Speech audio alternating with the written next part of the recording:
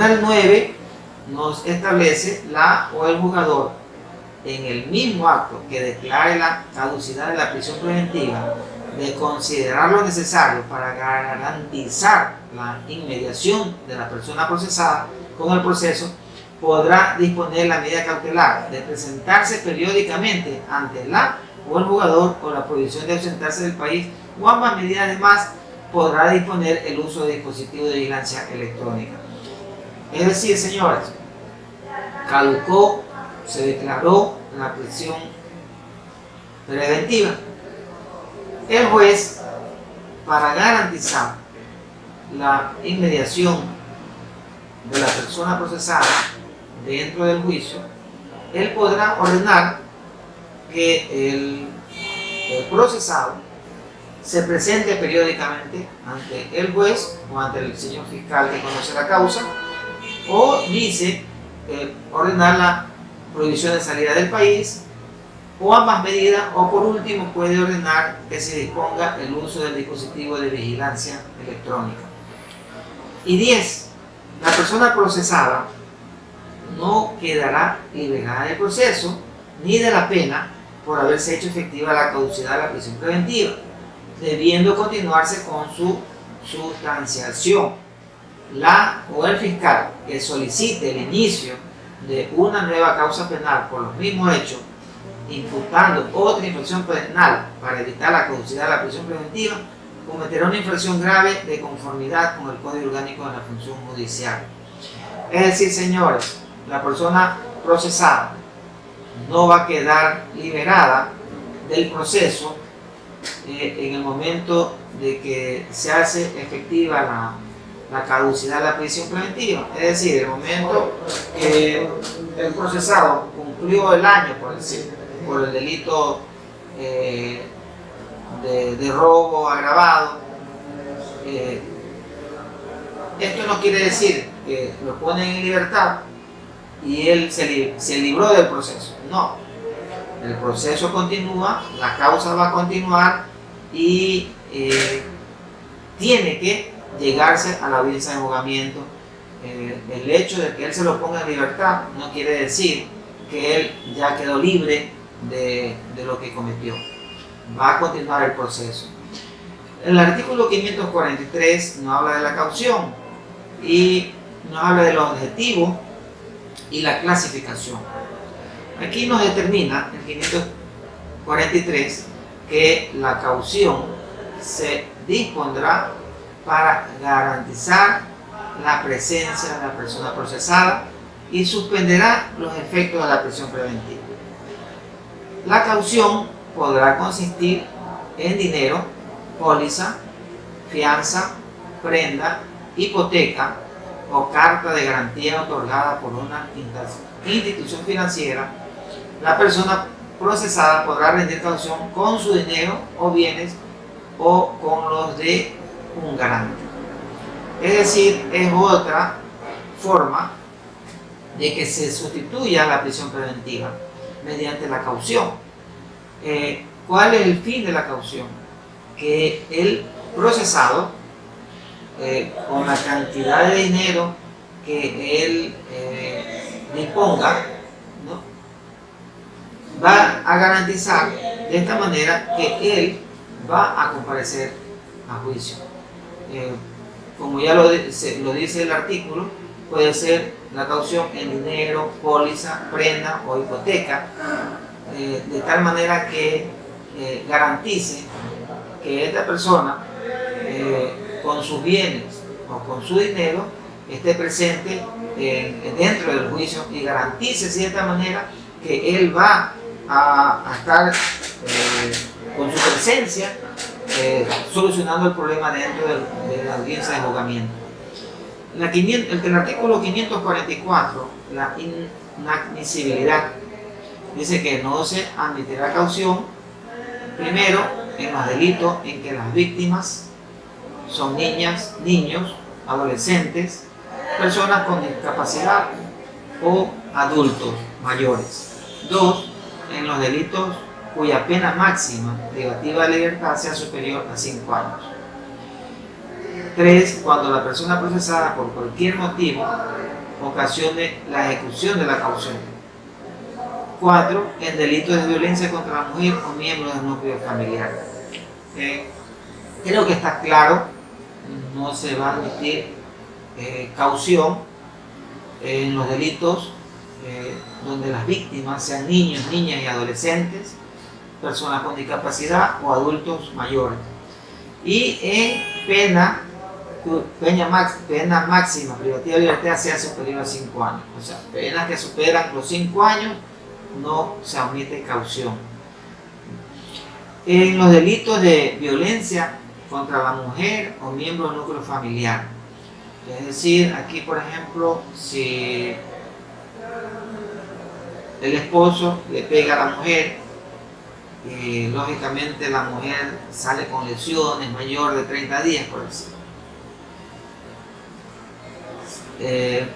Si tomamos en consideración las lesiones, por decir, la pena será por 2 años.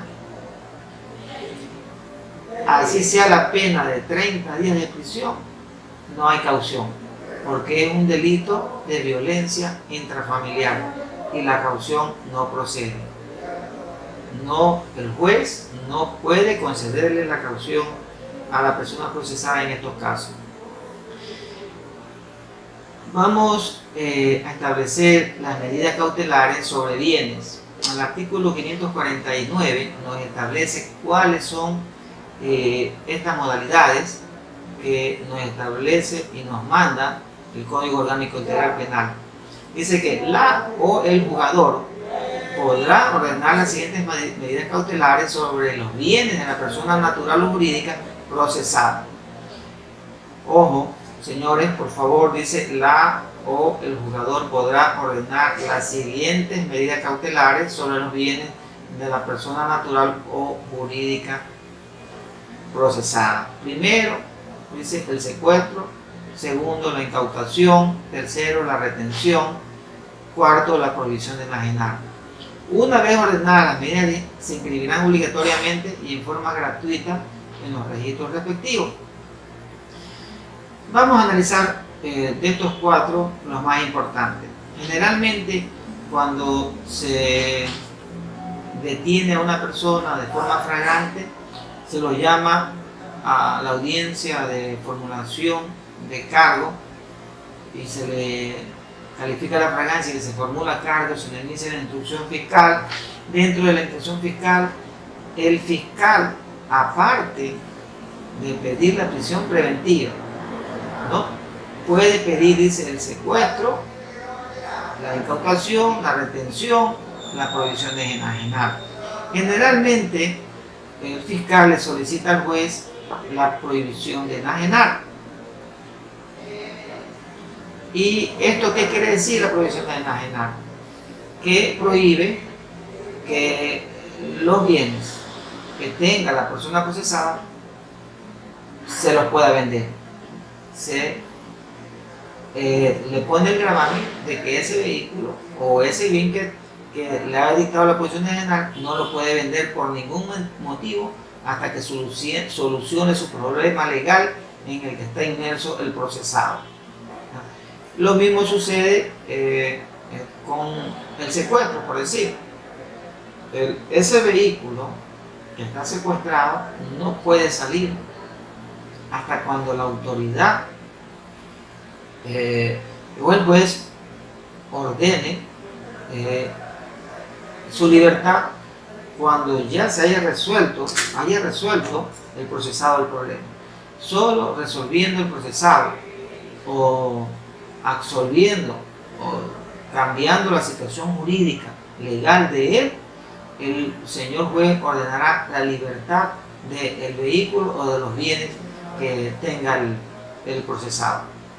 Generalmente el secuestro se da en accidentes de tránsito para garantizar de esta manera que el procesado cubra con los daños ocasionados a la víctima. El artículo 550 nos habla de medidas cautelares para personas jurídicas. nos establece la o el juzgador podrá ordenar una o varias de las siguientes medidas cautelares. Primero, clausura provisional de locales o establecimientos. Segundo, suspensión temporal de actividades de la persona jurídica. Tercero, intervención por parte del ente público del control competente. Temas claros que el Código Orgánico Integral Penal nos está determinando muy enfáticamente cuáles son estas medidas cautelares para las personas jurídicas. Ahora, refiriéndonos al procedimiento y normas generales, el artículo 560 nos establece, lógicamente, en toda audiencia existe la oralidad, tanto el señor procesado, una de sus defensas dentro de esa audiencia es que él pueda expresarse oralmente ante el señor juez, ante el fiscal y ante todo el público que esté presente, inclusive alegar su contradicción en ese momento del hecho que se le está acusando. Entonces el 560 nos dice: el sistema procesal penal se fundamenta en el principio de oralidad que se desarrolla en las audiencias previstas en este código. Deberán constar o reducir escrito, primero, la denuncia y la acusación particular.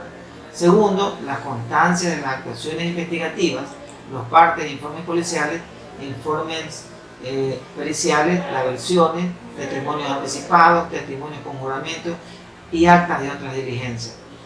Las actas de audiencia, dice, los autos definitivos siempre que no se dicten en audiencia y la sentencia. Interposición de recursos.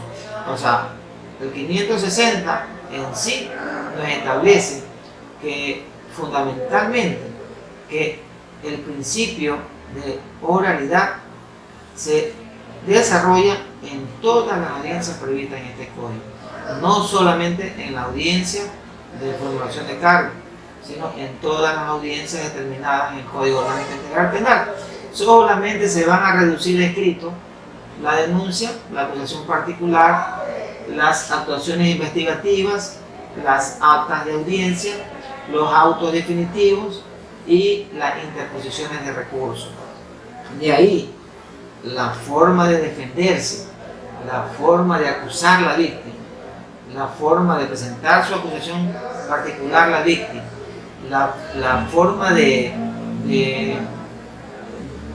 contradecir tanto la víctima como la persona acusada, la persona procesada, tiene que hacerlo de forma oral para poder fundamentar y sostener oralmente lo que ellos quieren defender en sus alegatos o quieren sostener sus alegatos. Gracias.